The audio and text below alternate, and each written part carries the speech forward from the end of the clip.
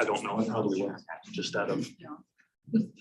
You just lost a little bit of common sense for me at least, just.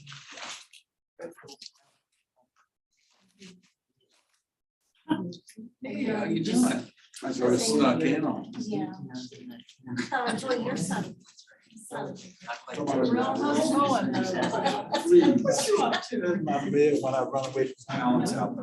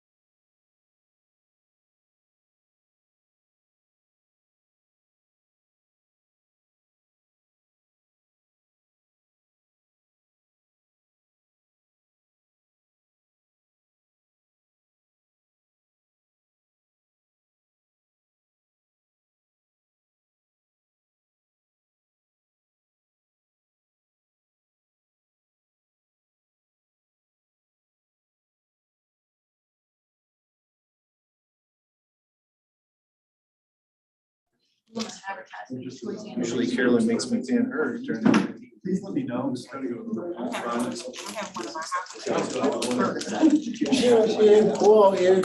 Good evening, everyone. Who's late? What time does the 7 o'clock meeting start? There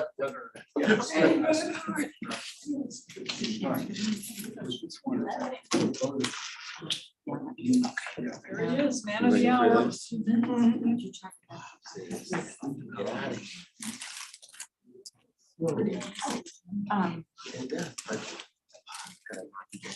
He doesn't talk. He can get out of here. It's gonna be- But Bob needs to talk to impart information. Some information he needs to impart. Be okay with it, right? We have work to do. So,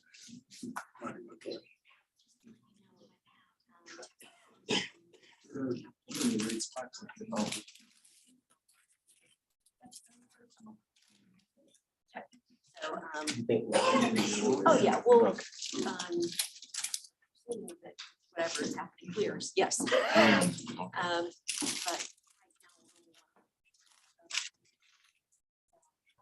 But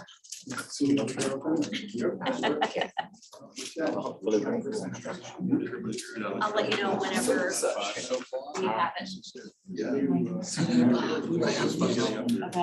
I have several. Did you want to do it? Did you see that? Did you see that the traffic? Traffic, the one that And, basically up to South Stafford is from south. Is that an accident or?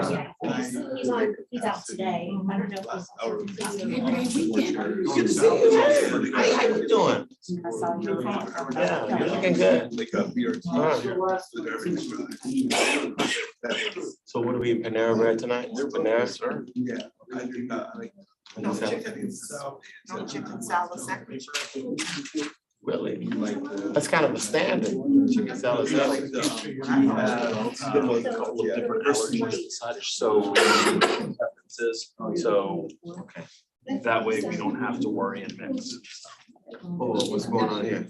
Is that the latest pen? Latest pen. That Omnibus. Is that like every year? Um, Every year?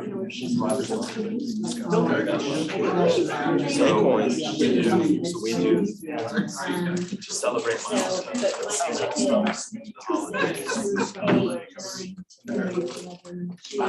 Santa Claus was young. So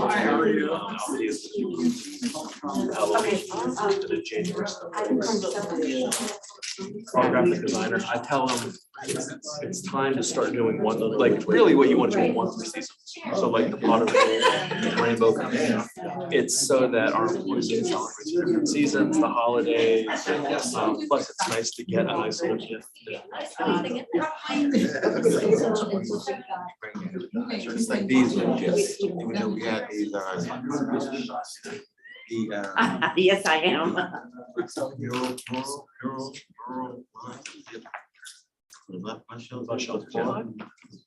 The mural line.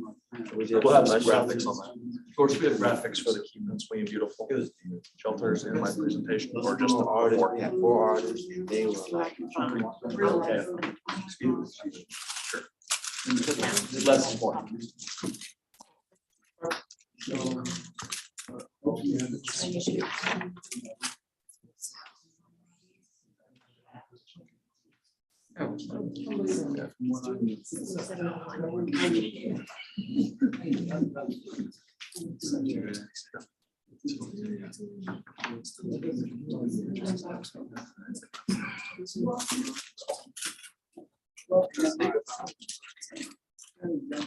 About 45 seconds.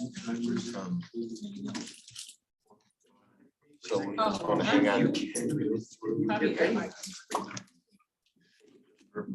We can do, check with Sharon, give you the information items in advance.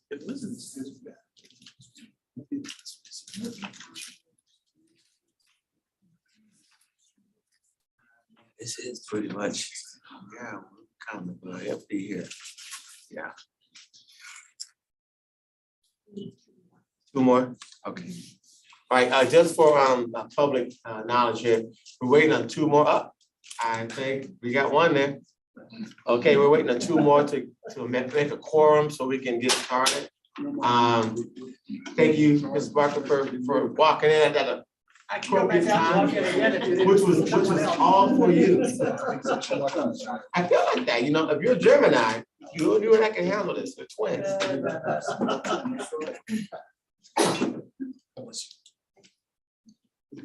And I'm hearing, there's some, traffic on 95, so we've got a lot of folks kind of dealing with that, as you well know why we're all here. Public transportation is very important. That's why we need to get more people involved, and this won't happen, so. Hold on a little bit. But it's good to see everybody.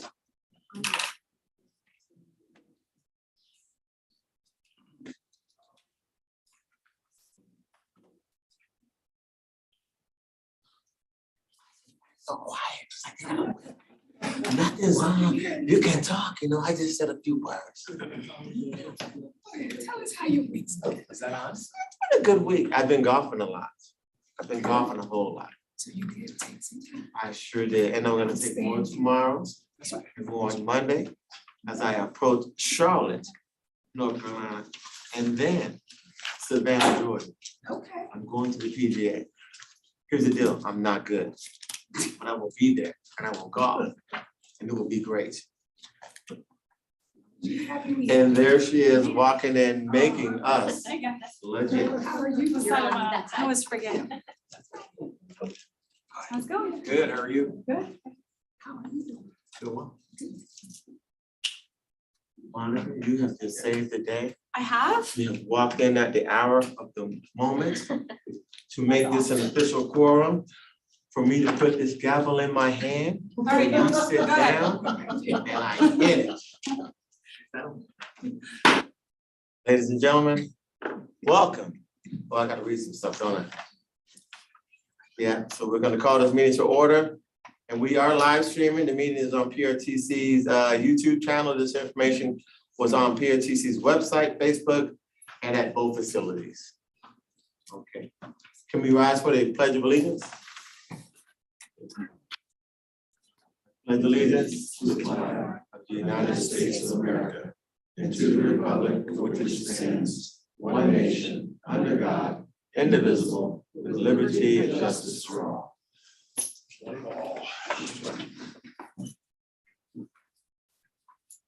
Christina, if you could please call the roll. Victor Angry, Here. Andrea Bailey, Kenny Bodie, Margaret Franklin, Janine Lawson, Yesley Vega, Pete Canlon, Maggie Hansford, Kalai Kandasamy, Karen Mills, Kim Short, Ann Wheeler, Tanisha Allen, Monica Gary, Meg Bunky, Pamela Young, Pamela Sabeski, Ralph Smith, Here. Jeanette Rischel, Preston Banks, Alana Mensing, Daryl Moore, Matthew Kelly, Here. Jason Graham, Deborah Frazier, Lori Hayes, Tim McLaughlin, David Ross, Jennifer DeBrule, Todd Horsley. Here. Grant Sparks, George Barker, Here. and Delegate Guzman. Mr. Chairman, we do have a quorum. All right, thank you, ma'am. Can I get a motion to approve the minutes? So moved. Second. Any discussion? Hearing none? Okay, hearing no discussion, please call the roll. Victor Angry. Aye. Karen Mills. Aye. Monica Gary. Aye. Pamela Young. Aye. Ralph Smith. Aye. Jeanette Rischel. Yes. Matthew Kelly. Aye. Todd Horsley. Yes. George Barker. Aye. Mr. Chairman, that motion is approved. And I want to apologize, I just called for the minutes and it should have been agenda, but Move approval of the agenda. there it is. That's good to see you. All right. Is that, we're gonna motion for that or? Motion, yeah, motion. to approve the Second. agenda. We'll have a second. Any discussion? All right, no discussion, please call the roll. Victor Angry. Aye. Karen Mills. Monica Gary. Aye. Pamela Young. Here. Ralph Smith. Jeanette Rischel. Here. Matthew Kelly. Aye. Todd Horsley. Yes. George Barker. Aye. Mr. Chairman, that motion's approved. We are rolling, is that? Okay, so moving next to agenda item is a VRE, so if I could ask our friend, our colleague, Mr. Stalton, the floor is yours. Thank you, Mr. Chairman. You do have obviously the various reports in your package, so let me just quickly recap performance in both July and August. Our July reliability just like August, we were slightly below our target of 90% system-wide. We're hovering in the mid-80s there. A lot of that, there's some maintenance work going on the Fredericksburg line, and a lot of this is weather. So our ridership, similar, we held steady in both July and August, tipping above that 5,000 average daily ridership. Just we saw a lot of variability in July and August, variability between days of the week and stuff. So we think that'll start normalizing out again in September. And then I did want to, a couple of things I just want to announce. We did start our Fare Free September today. Just started.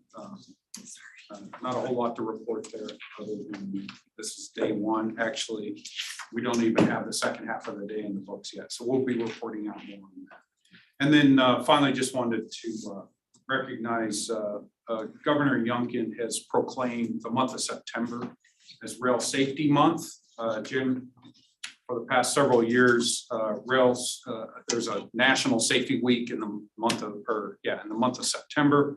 And VRE generally does activity throughout the month, and we continue to do so. And for those that get my weekly updates, we try to keep you updated on not only what we've done in the previous week, but where we're going to be at in the following week. So I'll continue to report out on that as well. That is my report, Mr. Chair. That is an awesome report. I do want to just kind of piggyback on a little bit of what you said with VRE free ride month. Like, I know this is the beginning. I think it's a great opportunity. If anyone's ever ridden a rail, that is a ride that now for the month of September, you can get on for free. Now, I know people in this room know this, but folks that are listening online or watching, I'm telling you, take advantage of this month to enjoy the experience, right? To enjoy the experience. Some of the routes where those tracks take you will have you lose yourself in the fact that you sit in traffic all day. Similar to what's been going on here today. I mean, we've got a traffic issue right now on 95. And so this is an opportunity to really take advantage of something that's, I mean, actually an experience that you would enjoy for a lifetime and do more of once you take it. So I just want to say that for yes, ma'am. Just a quick question. It said free ride for the whole month of September. Yes, ma'am. But then it also said you can purchase tickets here. And so I wasn't sure if that was like an error. Purchase. Like it says you could purchase tickets right below the message. So I'm not sure if you wanted to take a look at that. There, I can. I mean, Yeah. There's a lot of messaging. There's a lot of things going on. Just I think Ms. Young is referring to, Dr. Young is referring to a message that was sent out by our communications, which I actually intended to speak with you about and address, because I don't think you actually need a ticket, if that's correct. do not need a ticket. Okay, Yeah, I so I will for convey that to September. them. Thank you. Yes, for the month of September, you do not need a ticket. Is that not awesome? Just get on the train All you Just gotta get do on is the train. ride. Just get on. and get off when you want to get off, or stay for the entire ride. So I probably will do. Wake up before you. That happens to me. Start, but you need to get on. Yes, yes, Because it's a comfortable ride. yes. All right, thank you, sir. Any other questions? Comments? We're good? Okay. Thank you. Mr. Chairman, we do have an action item, 6.2. do. I'll drive right through that. Let's drive. Action item 6.2, this is, we're seeking approval from the commissions to approve a revised Virginia Railway Express Operations Board electronic participation policy. And just simply put, the VRE Operations Board approved this or recommended this for approval at their July meeting. And simply put, this updated policy reflects changes to the Virginia Code within the Virginia Freedom of Information Act that went into effect today. The backup gives you just some more specifics there, but as the other point I just want to make, but as the VRE Operations Board is a joint committee of both commissions must approve the revision to this policy. So that is my summary, Mr. Chairman. Okay. Mr. Chair, I move approval of 6.2, approval of Rise Virginia Rail Express Operations Board electronic participation policy. Any I'll second. Okay, second by Mr. Frazier. Any discussion? All right, now call for the roll. Victor Angry, Aye. Karen Mills, Monica Gary, Aye. Pamela Young, Ralph Smith, Aye. Jeanette Richel, Yes. Matthew Kelly, Aye. Deborah Frazier, Todd Horsley, Yes. George Barker. Aye. Mr. Chairman, that motion is approved. And I was late, so Oh, I'm Lori sorry, Hayes, yes, sorry, sorry. hi. Yes, Lori Hayes. Yeah, I'm sorry, you guys saw you. I apologize for my tardiness. There we go. And then that astounding, yes. Okay. All right, so we're on to public comment time. Thank you, Rich, for that presentation. All right, and I understand we have a speaker for public comment time. Yeah.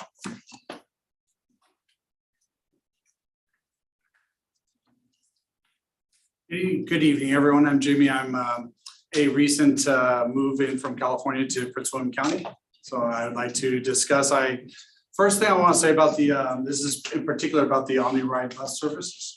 First, I want to say that I love the OmniRide bus services. They are literally the way I prefer to go to work, to and from work. And they are a very important critical service. So please keep them going and keep them running. However, there are some areas I think that there might be some improvement we can maybe work on. And I'd like to try within my approximately 2 minutes and 30 seconds to try to go through some of those and maybe some potential solutions for your consideration. Okay, so in the evening especially, I work at the State Department. So the bus at that is right outside the State Department is the one I typically take. The last bus of each evening leaves at 7:20 from that particular stop. And unfortunately, a lot of times buses are late. This is due to traffic. This is due to all sorts of other reasons. And some I understand are unpredictable. However, general traffic is all the time happening. And I think that there can be some planning or some sort of other solutions to try to adjust this. I also know that there's a driver shortage, and I know you guys are trying to work on that. But unfortunately, it's really challenging when it's a half an hour to 2 hours late, and I might have any other plans that are all of a sudden canceled because I can't get home on time. And I don't want to take an Uber from the State Department to Woodbridge. I can't afford to take an Uber from State Department to Woodbridge. So I mentioned there's a good way we could try to plan better for traffic on certain days and such like that. And I would encourage you to do so. Sometimes the buses leave early, or that they stop very briefly, look around, and then they take off. Like last week, I literally got left behind by a bus and I was running down Virginia Avenue in DC trying to catch it. And then it slowed down and I was like, yes, it slowed down. And then it sped off again. I was really frustrated at that point. Fortunately, it wasn't the very last bus of the day because I hate walking home to Woodbridge. It's a long way. Customer service closes at 7 o'clock. The bus, the second to last bus at that particular stop leaves at 6:50. That means if it's late a little bit, I have to call immediately, which it only may be 5 minutes late, to try to get a hold of somebody before the customer service line closes, before I'm relegated to the random voicemail system that I never get a response from, et cetera. The 7:20 bus is the last bus that leaves. Clearly, that's 20 minutes after 7 o'clock, and thus everyone is completely gone, and there's no way to get a hold of somebody to see if the bus is just late or if it's been canceled or whatever. I do know oftentimes the website's updated. That is not always the case. And sometimes the app is not, or the alerts do not always pick up every single instance of when a bus is not going to show up for customers. So I'm gonna apologize. I was supposed to give you a 2-minute warning, 1 minute warning, and you know. It's I'm already 3 out of time. minutes. Yeah, 3 minutes. But however, I want to say this here because I hear, and here's the deal, it doesn't involve a lot of commission discussion on public comment time, but I know exactly what you're saying. And so what I want to offer to you is my email and my phone number so we can have a one-on-one discussion about even what I can present to the commission about some of the challenges that you're having. I do know slugging was a thing that I did from the Pentagon going on, and many people don't know what slugging is, and I know that's a kind of weird system of transportation that we all kind of use, but our bus system is a goal that we want to be, I don't even want to say better, but perfect. Like the opportunity for perfection that we have comes from the comments that you're making now. But unfortunately, it's only 3 minutes of public comment time for you to speak. But I think with you being here, it at least introduces you and the fact that you have passion for what's going on here and that we can have a discussion, whether that's with me or anyone else on the commission, because we all carry the same weight of what we're doing here to improve our bus system in Prince William County, Stafford County, and every other county that we involved with this bus system coming through. So if I could ask that, if you could, I would, do we have it? Yes, yes. You have your name and phone number provided in the record somehow, or Perrin, would you please sure to get it? Yeah. We'll follow up with you on Monday. We have some, or Tuesday, because it's federal holiday. We'll follow up with you and we'll just have a staff conversation about some of the suggestions you've got. And maybe we can just explain some of that. That way, whatever your concerns are, we can try to address it as best we can. Because the fact that you love riding with us, we'd like to keep that going. Yes. It's just unfortunate. It seems like you guys make it so challenging to do so sometimes. I understand. really want to. Right, and but being here allows you that opportunity. So we're gonna create that bridge for you to have a conversation. And then You're you'll, right. and then, This is the man you really gonna have a and then in conversation. in a couple of weeks, we'll make sure we connect you two, and then you can see how we did Okay. in our responsiveness. How's that? There you go. Accountability. And last thing, I'd just like to encourage that occasionally there might be a time when more than 3 minutes might be suitable, especially if there's only one public commenter and he's trying to share things with you. All right, I guess I'll sit down, listen to the rest of the meeting if that's All right. okay. Thank you. Yes, you're welcome to stay. All right, so we are on to consent agenda. Who consider agenda as submitted? Second. We have a second. Is Ms. Short? Is that you, Ms. Short? Yes. Okay.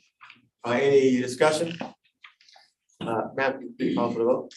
Victor Angry. Aye. Karen Mills. Aye. Kim Short. Aye. Monica Gary. Aye. Pamela Young. Aye. Ralph Smith. Aye. Jeanette Richel. Yes. Matthew Kelly. Aye. Deborah Frazier. Aye. Lori Hayes. Aye. Todd Horsley. Yes. George Barker. Aye. Mr. Chairman, that motion is approved. Thank you. All right, moving on to executive director. Yes, so a couple of items. First and foremost is our ridership dashboard. We have the data in for June, just with some of the challenges we had getting ridership data in July. We're a little bit behind on that. However, what I did want to point out specifically, just some high-level numbers out of our ridership performance totals. So considering June, the last month of the fiscal year, which June is usually a pretty rough month for us ridership-wise. June, July, and August are pretty rough, just period. June of 2021, we averaged about 1,900 passengers a day on our express service. Not that good. This year, however, 3,400, almost 3,500 a day. So Matt, we're jumping by 30,000 passengers over the course of an entire month for June. For our local service, which historically has not been that great, last year for June, 28,500. This year, with identical service as a year ago, 51,400. These are massive increases for local service for OmniRide to have. We just have not historically had that kind of growth. We're thrilled by it. Our July data was even better. We just don't have it plugged into our dashboard. We are really excited about seeing what September and October do. We're starting to get a lot more data coming in. Part of our data lag is we have not filled what's called the professional development fellow, which is it's an intern, but more than an intern. It's someone that generally has an undergraduate degree and working on their master's, or have just completed their master's, and they come work for us and they become our data puncher. We have just been able to bring someone on board in the last couple of weeks, and we're already starting to do some backlog analysis. Backlog analysis, for example, is figuring out the current, how often the average commuter taps their card per week. Because now we're understanding the ridership patterns, not just the numbers. Because when I say 72,000 trips on our commuter service, how many unique humans is that? That gives us a sense, because we're cashless. So we can track that by that card. We don't know who you are, but we know you're somebody, you're a number. And that anonymity lets us get a sense of that. Plus, when are the patterns coming? We have ridership by day, but now because we can run those reports, what routes are our most frequent riders riding? And which ones are our less frequent customers riding? So we're in that process now, so we can look at what's going to occur and be prepared for our services to adjust. We're already going to be making changes for December You'll have that brought back to you at the October meeting because that's the I-66 service launch that we're preparing for the opening of the hotline. So a lot happening there. Very exciting to hear. So ridership is booming in terms of pre and post pandemic, and credit goes to the staff for the work they've done there. Additionally, we had a fantastic project. Oh, before we get to this, we had our Sunday service launch this past Sunday. We had ridership Saturday, and for the first time ever, ridership on Sunday. So what did those 2 days look like? Saturday had, I'm just gonna round up, about 1,000 people. Sunday had about 300 people. So about 30%, that's not bad on day one.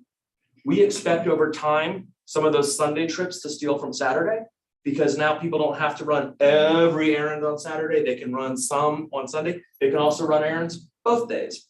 But on the very first trips in, for the first transfer, we had customers on the bus.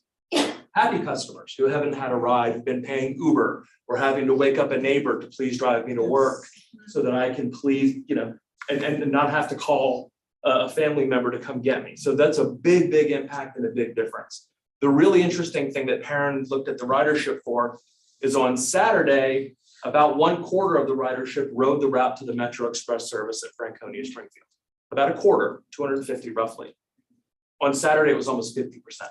I'm sorry, Sunday, 50%. So Sunday, where it was people heading up to access the Metro network, or not just that, but our route serves that immediate area. So you've got a lot of retail work and the shops that surround the Springfield Mall. So we tend to think if someone rides to the Metro station, they're going into DC, not necessarily. It's a huge retail pole, and we do have a lot of Prince William citizens and residents who do work up in that area. So performance out of the gates, we were hoping for 10%, we got 15 to 20, we got 30. We expect over time ridership to hit about 2/3 of Saturday. So this is a very good sign for day one, and we continue to hope to see it grow. Special thanks to the marketing team. If you haven't seen them around the community, we've wrapped multiple buses focused on Sundays. It's the ads that you see on the paddle fans in front of you. So it's about going to the movies or accessing family day. You can go to the park. It's about treating Sunday as a day of recreation. And so that's a big emphasis we've got. So as you see those buses around the community with people, you understand we're actually trying to draw that connection between the services we deliver and your experiences right here. You don't have to leave the county to be awesome. You can stay right here in your own community. No matter where your community is, you have access to transportation options. So credit them, well done. Along with that, on August 24th, we did a tour of the Keep Prince William Beautiful bus shelter art installations. That was a partnership between Keep Prince William Beautiful as well as Sustainability Council and OmniRide. So they identified 4 different artists who then painted the 4 panels. They are, I'm gonna get these out of order probably. So the bottom left is on Dale Boulevard. It's the closest to here generally, near the Giant, if you know where the bowling alley and the Pitkins Ace Hardware right on Dale Boulevard in Minnieville. It's right there. Driving by is great. Walking up and really looking at how beautiful they are is next level. So we've got the upper right hand is outside McClure.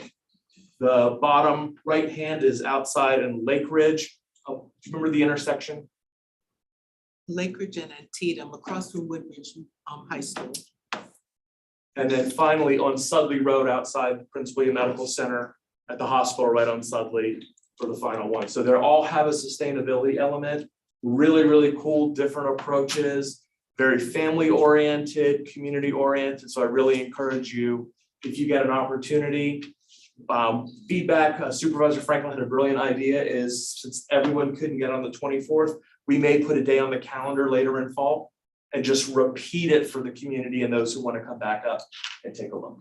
So we're going to look to see how we can do more of this. So we're very excited. Again, credit the planning team and the marketing department who are all a critical part of this in our first ever partnership with Keep Prince William Beautiful. And we expect more to come. Finally, I mentioned the marketing items at your table. We've also included, so we have the Sunday service promotion, a copy of our updated youth outreach storybook. So we use that storybook when we go to elementary schools. I believe Althea was our one-time author of this, so we've updated the graphics for it. Very exciting time, but it's really just designed to connect the community Here, if you have, for example, a youth group that you want us to speak to, we're more than happy to do so, to take care of that. I did want to mention that we also had an employee recognition announcement today. We did our birthdays and anniversaries, and Althea celebrates 26 years with us. 26. Well, our employment laws were loose. We could start, what, 2, I think you said? 3.5. 3.5. I wasn't paying attention. One thing we've also done is we have a couple of employees who worked with us for a while that went away, but we started recognizing for accomplishments, years of service. Parent Pallet Strand has spent 15 years with us, spread across 10 and a half years, excuse me. 10 and a half years across 2 stints. He stepped out with the customer, so we recognized him today. We'll give high fives and all later, but congratulate him as well. With that, Mr. Chair, I encourage that. We have an industry article in there, gives you a good impact of what is happening right now with driver shortages, what that means for us. We're, again, because we're not that city service, we have more of a commuter service. So as you heard from the customer, it's a challenge. We're able to be a little more flexible. In other cities, they just had to completely eliminate entire routes or drop from hourly service to half-hour service or 15-minute service to 30. So we're in a better position in terms of our local service. But Keolis, Carolyn will talk, Barbara's on vacation. Carolyn will speak to their hiring fair, which is a big deal. So welcome Carolyn Nar to come up and give us a little bit of information. Mr. Chair, can I ask a quick question? Yes. Seeing that the future of transit post-COVID world is on everybody's discussion list and every transportation organization I'm involved with, can you give any initial thoughts on what the spike in ridership, what's behind that spike in ridership, those numbers? So for us, we've actually, during the time period, we've improved stuff. We've improved our routes. We've made improvements and adjustments locally. But post-COVID, local services are booming because you do have families who during the pandemic sold a car. They were able to collapse and consolidate resources. If you're working from home, think about your own, livelihood of, okay, well, we're home. So now they're leaning on transit to be more resourceful for those type of activities. So that's one industry trend. The second is you are seeing an uptick. There's a lot of small businesses, retail market, they've boomed back. If you look at the numbers hired, the number of employees in many retail locations pre-pandemic, they have those same numbers now, but the demand for retail products has increased. So they're trying to increase their number of hires. So that's one of the other trends we've seen. What really hurts us in our industry is we require CDLs. And the CDL requirement, you can just go drive for Amazon or a delivery service. You don't have that federal standard. So that's why it's particularly hard for us. Meanwhile, Amazon, DHL, FedEx, not if you're just driving certain vehicles, but the smaller vehicles don't require that. And that's something we continue to look at. And that's one of the reasons why the microtransit option is actually kind of cool too. It's sedan. We don't require the CDL. So it's a different mode there as well. But that's part of what's driving it in the industry. Good evening, commissioners, colleagues. I'm Carolyn Nar. I see a lot of new faces in here, so I don't think I've met some commissioners that I ain't, but good evening. So I'm going to piggyback on what Bob mentioned about the Sunday service. So Sunday service started Sunday just passed. Everything went great. The operators came to work, which is a good thing. And as we ran service that day, I went outside in the transit center and talked to a lot of the passengers that were out catching the service, and they were delighted. So we were really pleased that they were happy that we were at work on Sunday. So as Bob said, we had a great turnout, and we're just happy that we can be here to provide that service. So let me see, as far as updates for Keolis this week, we did receive word from DMV. We are at our final stage of completion for conducting our own CDL testing on site. This will help tremendously with our recruitment efforts. Our Employee Engagement Committee will be hosting a beach day event at our Manassas facility on September the 6th. In Woodbridge, it'll be on the 7th. This doesn't mean that everybody has to come in their bathing suits. Just come on over, get a hot dog or a hamburger. The managers will be cooking on the grill. So we'll be engaging with our employees, playing some games, doing the limbo. Anybody know how to do limbo? Come on down. We'll be doing this from 11 to 3. Our operations, safety, and our HR team, we had a great job fair here in Woodbridge on the 20th. We had about 24 people showed up, and we hired 16 on the spot. So it went very well. Applications are still coming in, so we are trying to just keep interviewing, because of course we're getting ready for services. Currently, we have 8 operators in training. 4 of these trainees will be scheduled to complete their CDL testing within the next 2 weeks. And in the last 45 days, we have actually hired about 10 operators.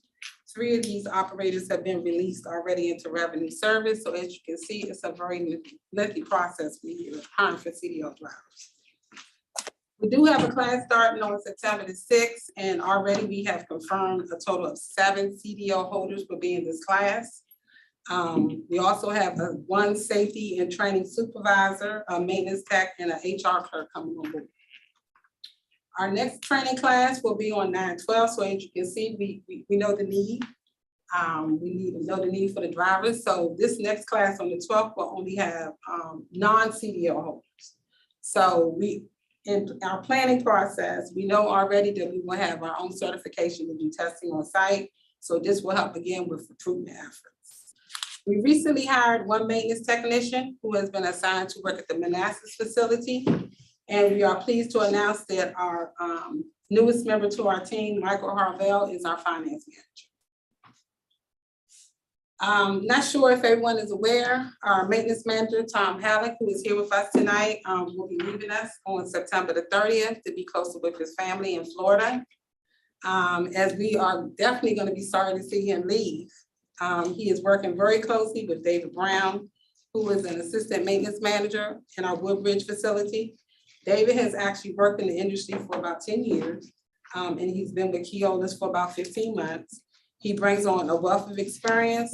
Our corporate team is definitely aggressively looking to fill the maintenance manager position. But until then, Tom will work very closely with him to make sure that he's set up for success and we have a smooth transition. I do not doubt that David will not do a great job. As the down list has improved tremendously, it continues to be a priority. Parts continue to be a challenge for us. However, our parts manager and our parts clerk, they work very aggressively to try to network with other agencies to make sure we get our parts in a timely fashion. For the month of August, we did have an increase in accidents. Our management team and corporate are taking these matters very seriously. We are currently revamping and restructuring the entire safety program to make improvements. CBA negotiations for operators and dispatchers are underway with Teamster 639. We had about 3 sessions in the last couple of weeks. They went very well. We're going to meet up again with them on September the 13th to the 15th in our Manassas facility. So I'm quite sure you are, you notice that recruitment is a very important item for us. It's a huge focus, as well as retention. We need bus operators, maintenance technicians, dispatchers, and road supervisors. But let's not forget, everybody in this whole region are looking for the same things that we're looking for. So we'll just continue to recruit and continue to have job fairs to try to bring good qualified people on board. One more thing, just want to let you know that dispatch did have some training that they completed. And this is for process improvements, just so we can try to be more efficient. Trying to minimize disruptions to service. And I also wanted to mention before I go, Keolis is coming up on this two year anniversary in November. And I must admit, it has really been a great journey working with PRTC. I think that we have formed a great relationship and we enjoy working with them. And that's it.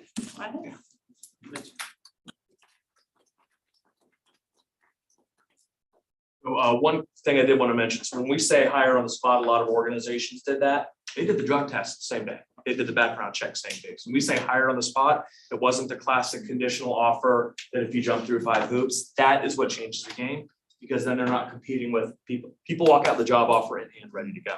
The other thing that helps, and I'm going to read this out loud, from Rebecca Barnes at princewilliamliving.com. Friends, on behalf of the Prince William Living team, I am pleased to announce that OmniRide is a winner of the 2022 Prince William Living Best Places to Work. Congratulations. So that makes It'll be announced in the September issue, which I'm sure we all get a copy, well, not all. But we'll include that in the materials for next month. But we got this notice today. A lot of hard work from our HR department, but Becky's helped transform things, our DEI committees transform things. It's our approach of how we try to improve the interior of the building, which makes a difference, as well as the experience that we give our customers, which promotes that pride in the employees. And we're very thrilled to have that honor sent to us today. So with that, Mr. Chair, thank you. Awesome. Yes. So, David, right, David? What if we brought all your family up here? Would you think? Now, I know that's not a realistic thing. I say that to simply say that your value of what you bring to this whole team is probably cheaper to pay for bringing all your family up here than having you leave out. And I say that about every position for every person that is passionate about what they do, not only in PRTC, but in all these positions we do. And I want to say two things before I open it up to the floor if there's any questions. Is we heard Rich Dalton talk earlier about VRV being free for the month to ride on the train. You all would be amazed. And the reason I say that is because on the train, you get to go through parts of the country that you don't see on the road. You go through mountains, you go through neighborhoods that you didn't know that the train track came through. And you get to sit there, and whether you want to pay attention to your phone or your laptop, or really enjoy the view of riding through these areas. In your car, when you're driving, you miss all of that as well. And when you're on a bus or in the passenger seat of your own car, you'd be amazed at the views that you see, bringing us to, it's not on the screen anymore, but those 4 shelters of art that literally show a different view of Prince William County. You will miss that driving, and unless you're in a car, in a passenger seat or a bus, you get to view the county really from a standpoint, a standstill of not rushing, not running through these red lights, not always being in a hurry, not all the stuff that we deal with. This is why public transportation is truly so important. We know greenhouse gas emissions. We know getting more cars off the road. We know reducing public safety. We know all this stuff, but just for the sense of your own life and the balance and the simplicity of seeing this, it's truly an opportunity to take. So I like the idea of us getting back together, taking a bus, and we all go out and see these stops. I will hope that by the time we do that, we have more shelters done so you can see more across the county of that kind of artwork that our citizens who are truly brilliant artists enjoy taking that moment to present to us. I'll stop there because I can do this all night, but we're on the clock. So do I have any other discussions from anything that was just presented during the presentation? Comments? And it's so good to see. We've been off for a month from the Board of County Supervisor, Prince William County. So it's good to see my fellow colleagues. I haven't seen many folks since I've been on vacation. Hopefully you've been enjoying yours as well. We extend August. Right here. I'm not ready to go back to work. I know. Okay, so now we're gonna move into a presentation that we have. This is gonna be the overview of the I-395 commuter choice, FY 2024, FY 2025, call for public preparation. So I just want to leave you with that so you can understand what this is and ask a whole lot of questions afterwards, not too many. All right, thank you, Mr. Chairman. My name is Adam Hager. I'm a senior program analyst with the Commuter Choice Program. Sorry, can you hear me okay? Yeah, I was doing, they're gonna. I don't know, do we have a mic? We don't. All right, I will have to You gotta shout. run it, you gotta run that voice. Great. So tonight I have a quick overview of the Commuter Choice Program, the upcoming call for projects in the I-395 corridor, and I'll explain a little bit about how our two organizations, MVTC and PRTC, work together to run this program. I do have Ben Owen, our Commuter Choice Senior Program Manager, on the line with me as well, for any questions that might come up. We'll be on the agenda a handful of times over the next several months as we move into soliciting project proposals and then developing a program of projects for funding in the spring. There are no actions on the agenda tonight. This is just the start of our engagement as we gear up for the next call for projects that the chairman mentioned. So first, on the next slide, A quick overview about commuter choice for those that might be newer to the program. So the program reinvests a portion of toll revenues from the two Northern Virginia Expressway corridors, both I-66 inside the Beltway and I-395/95 into multimodal transportation projects that benefit the respective corridors' toll payers. The I-395/95 corridor encompasses the full length of the 95 and 395 Express facility and then some from Spotsylvania County all the way to the DC line. Both commissions therefore have co-approval rules over the program, like many of the VRE actions that you see on your agenda. And they take actions on the program in tandem. For I-66 commuter choice, it's only in VTC. And I'll talk a little bit more about the roles and responsibilities of both commissions on the next slide. As far as funding for the program, it comes from a portion of the Express Lanes toll proceeds collected. We can fund a range of transit and other transportation improvements, but as we're using toll revenues, they must benefit toll payers. So proposed projects, they have to support the program's improvement goals, which you can see here on this slide, of maximizing person throughput and implementing multimodal improvements. Typically, in either quarter, we'd expect to see about $30 million available for a 2-year cycle, but the pandemic has affected the revenues on both corridors in different ways. On I-66, we saw less revenue due to less peak period travel, whereas on I-395/95, we saw fewer project proposals in the last round due to uncertainty about travel patterns.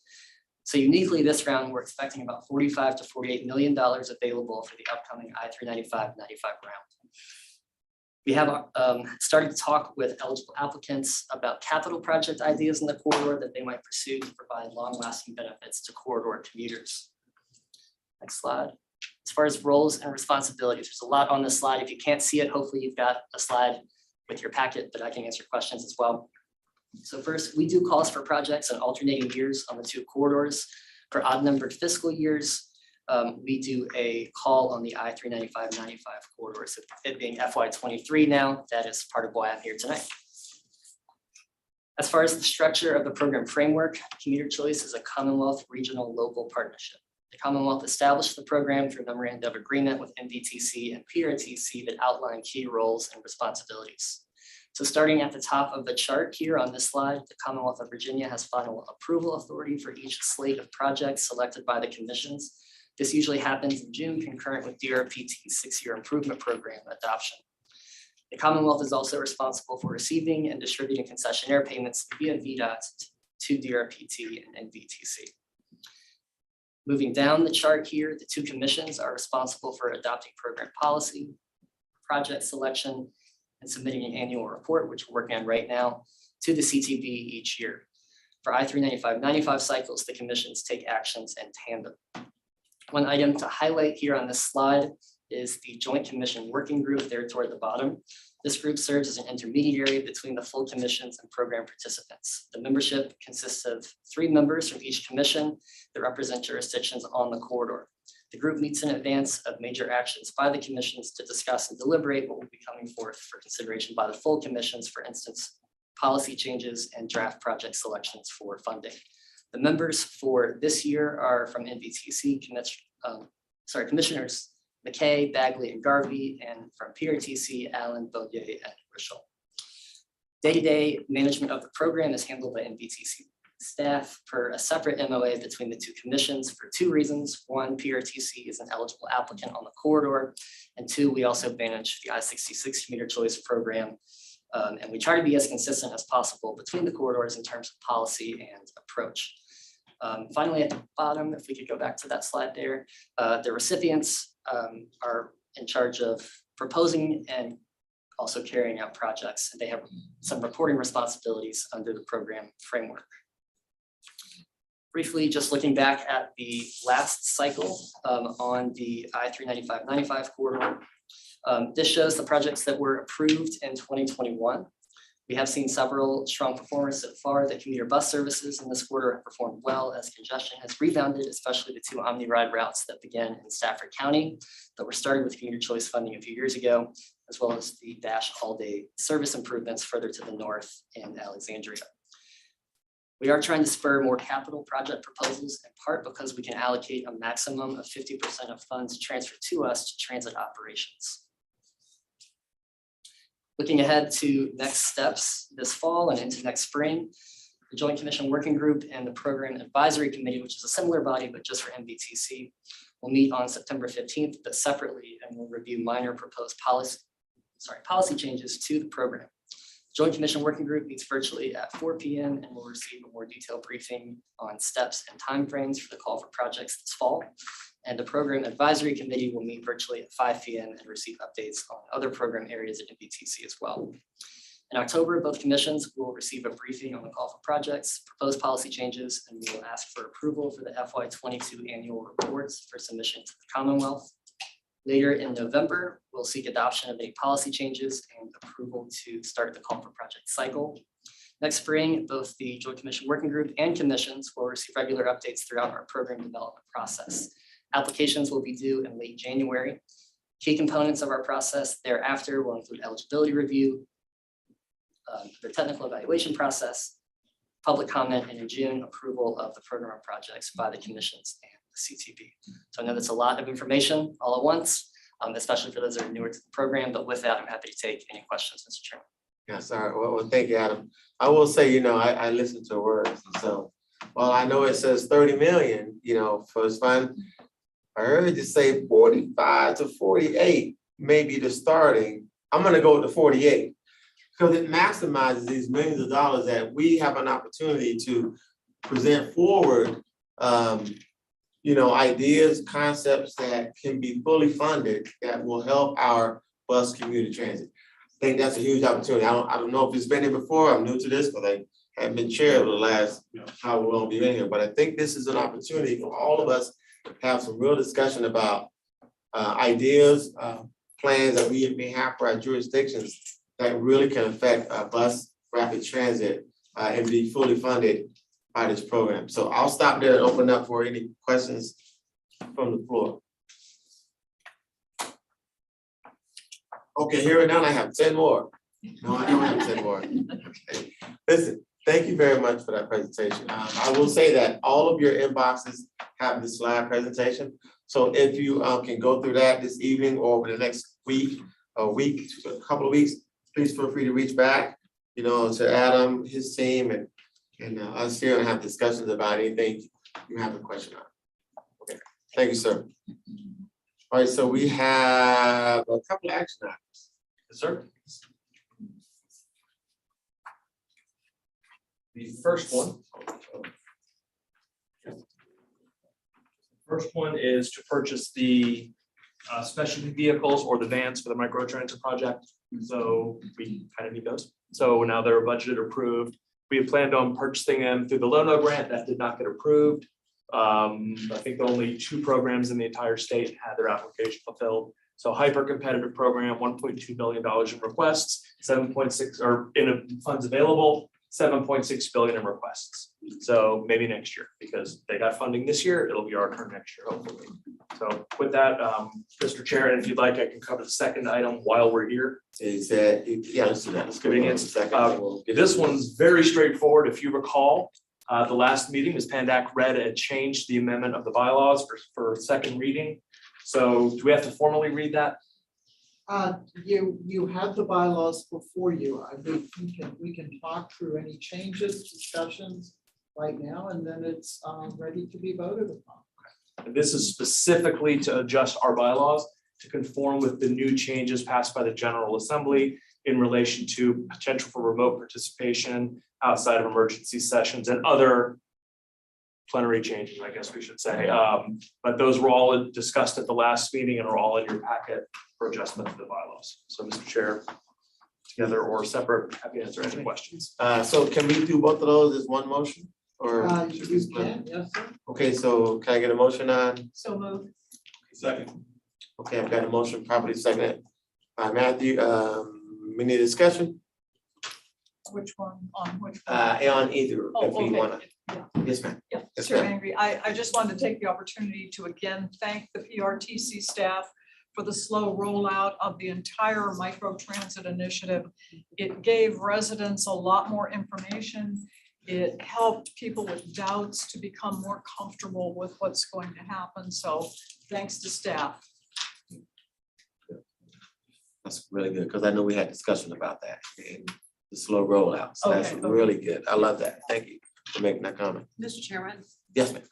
I would just like to echo the mayor's comments, and this is a project that Dr. Schneider's been working on for years, talking to us about it for years.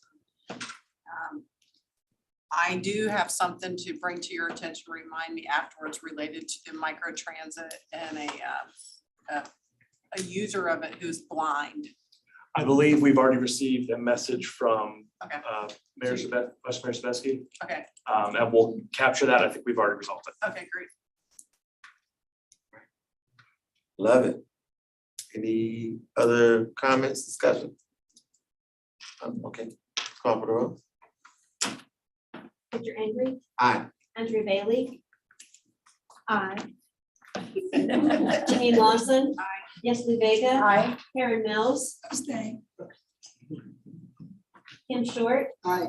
Monica Gary. Pamela Young. Aye.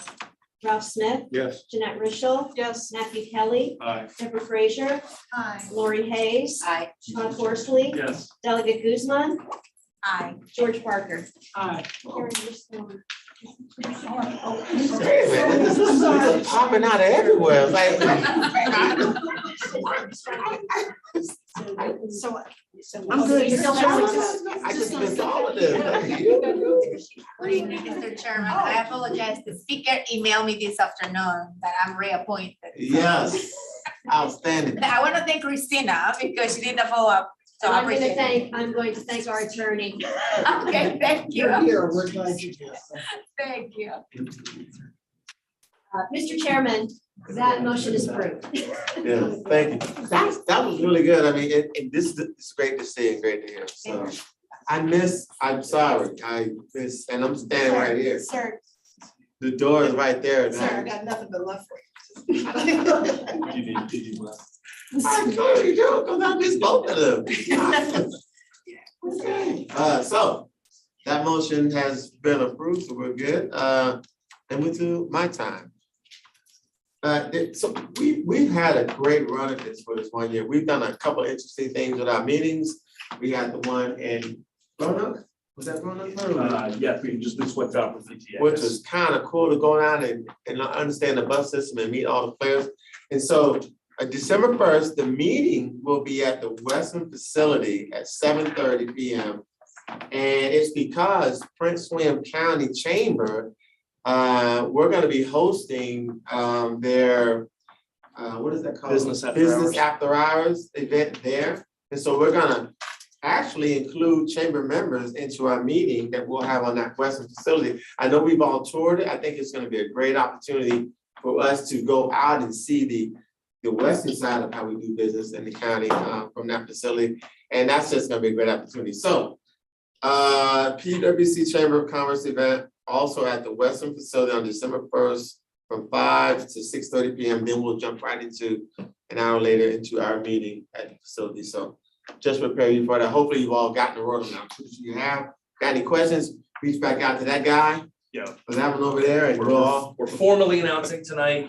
We'll do the Yes. information on it, but we tried to do it a little bit later, but Marty know he stole that one for a Plants Connection. We tried to do it before and someone else stole that one. But we wanted to do it then because it's right before the opening of I-66. So if you don't know a lot about the project, it's to both celebrate the opening of the project. A lot of people don't know that we have that facility out there.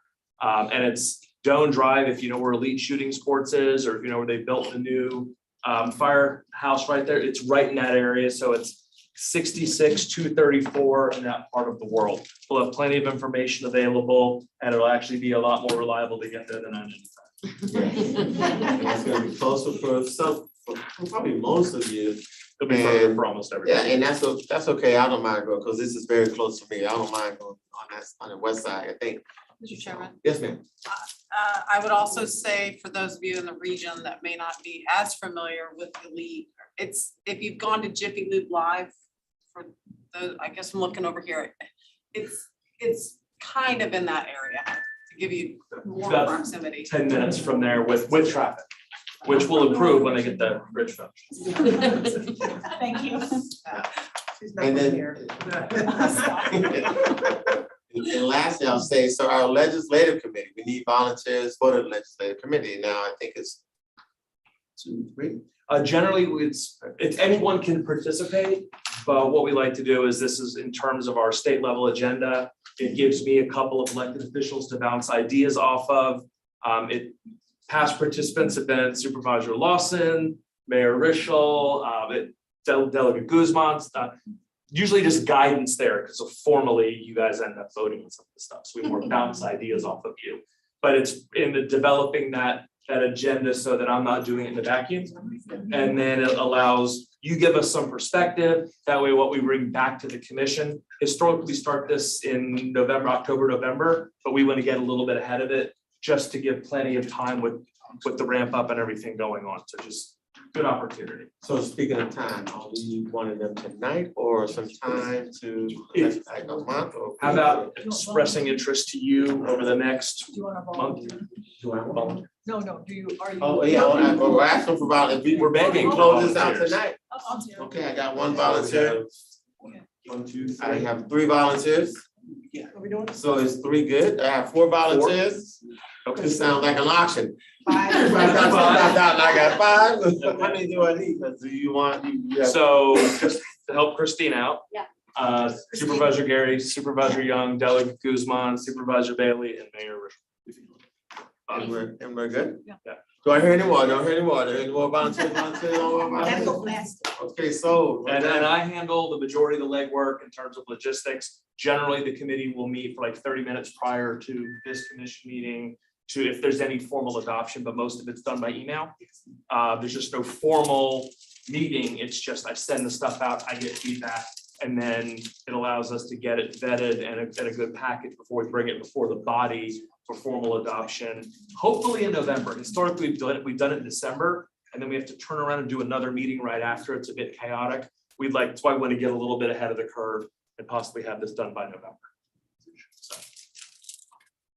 So last thing I'll say before I push it around to Commissioner's time is, you know, I always think about 2020 and our COVID year of all of us being sitting in our backyards at home, wherever you were when we were shut down for basically a year. And so we're 2 years, 2.5 years past that, but we're not out of that, right? And so we are in a rebuilding process, and I want to speak specifically to public transportation because we survived a bus system that probably could be well worse, actually really could be well worse off than what we are. We didn't lay off any employees. We went down to basic minimums. We sustained and weathered the storm, and we're on a rebuilding platform. We really are. And I want us to really just kind of stay in that focus of what we've come through, where we are and where we're going. And I think it's the perfect time to just re-energize all of that we're trying to do. You've heard about Saturday service, you know, we're redoing things with these bus shelters, building out this visibility of the buses. And I've always said, I said the term and people thought it was a little bit too much when I said, we're gonna make the bus sexy again. And I mean that in a sense of, you know, it's a beautiful thing. And public transportation is everything we've been trying to aspire to get folks to. If you go to New York, if you go to any major metropolitan area, they've been doing this since the early 1900s. I mean, we are in many areas new to the concept of not driving. There are people who never bought a car because they've never had to, because public transportation has always been there for them. 365, 24 hours a day, wherever they want to go is there. When will we get to that point? I don't know, but the point is we need to be in a better place than we are now. And I think that's where we have to really push what we're doing on PRTC and public transportation to really get there. And it's not to take away from what we love so much as the ruralness or the quietness. I think there's a balance there that we have to focus on. I want to stop there, but just say that I love where we are today in PRTC in our public transportation system. And I think we're on our way to really pushing that mark of getting over the hump, if you will. You know, our delegation has done a great job in getting us there, which is why I'm very happy to see you back, Delegate Guzman, because we've done a lot to push this needle down the road. Senator Barker, you already know where you stand on you're Fairfax, you guys have got it, so we want down here to push more what we're trying to do, so. I'll stop there and ask and just go around the room. Yes. Okay. Pass. Pass. What, did I say enough, everybody? Come on now. Pass. I yield my time to you. Thank you, sir.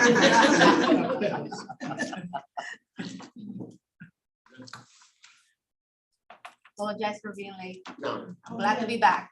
that's because you're working, a lot of work to do. Pass. I will yield my time to, no. I just wanted to say, the comment that you made in terms of, having transportation is a beautiful thing. But what we do need to think about is how do we change the mindset of the people? Because that is what it really boils down to, right? And that we have suburb, we have rural, we have urban, and then you're trying to force a public system within an area where this is not what they wanted when they first moved. So for new growth and new development, maybe we need to start thinking about when we do give new development and growth opportunities to build, that we start looking at that and put that system in there, even if it's just imaginary on paper, so that they will know this is coming in their mindset. They're not gonna think that this is not what I moved to and this is not what I want, but it's the mindset that we have. I thought these were church fans. I thought that was. Am I the only one? Sunday service. I thought, that's what I thought. That's what I thought of, It is. right? Great marketing. I mean, if they were, I'd definitely be using that. I just have something really, something personal to share that is really exciting. My son just enlisted today. He just swore in for the US Army. Wow. So I'm very proud of him. We got one in the Marine Corps now and one in the Army, and we got another one coming. I don't know what the next one's gonna do, but Thanksgiving's gonna get very interesting, I'm sure. So I'm very proud. I just wanted to share that. Yeah, that's right. Congratulations. I love that. I gotta meet him. Pass. Pass. When you, if it goes through Fort Jackson, I can help you find out. Yes. Sorry to come back, just like my colleague, Delegate Beasley, please to the room, forgive my tardiness as well.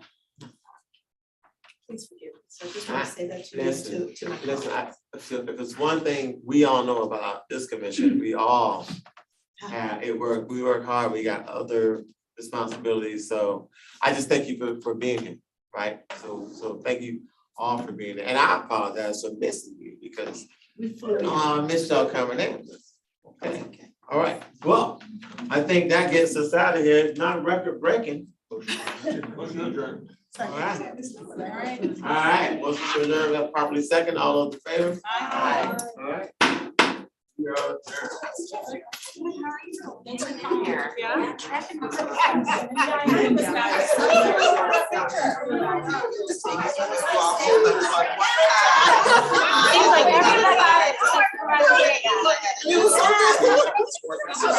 me, I never get